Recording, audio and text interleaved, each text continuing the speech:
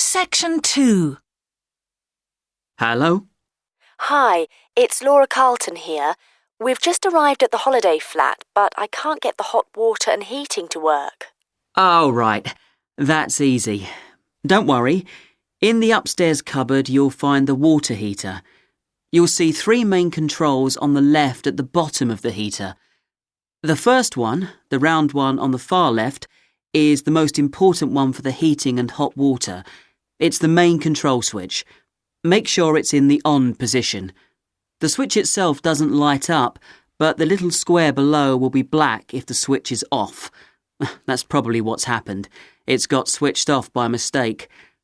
The middle one of these 3 controls, you'll see it's slightly larger than the first one, controls the radiators. If you feel cold while you're there and need the radiators on, this needs to be turned to maximum. The last of the 3 controls, the one on the right, is usually on about a number 4 setting, which for the water in the taps is usually quite hot enough. Below the heating controls in the middle is a small round plastic button. If there isn't enough water in the pipes, sometimes the heater goes out. If this happens, you'll need to press this button to reset the heater. Hold it in for about 5 seconds and the heater should come on again. Then there's a little square indicator under the 3rd knob that's a kind of alarm light. It'll flash if you need to reset the heater. It sounds complicated. I'm sure you won't have any problems with it. There should be some more instructions on the side of the heater. Call me back if you can't make it work. OK. While you're on the phone, we haven't managed to find a few things we need, like extra pillows for the beds and some washing powder. Is there any here? Pillows, yes. If you look in the cupboard, the large white one upstairs, to the left of the bathroom door, there should be 4 or 5 on the top shelf. And if you want to do some washing, there's some powder for that, probably by the back door. There's a kind of shelf there above the sink. In fact, I'm sure there's some there in a large blue box. You need about half a cupful for each wash.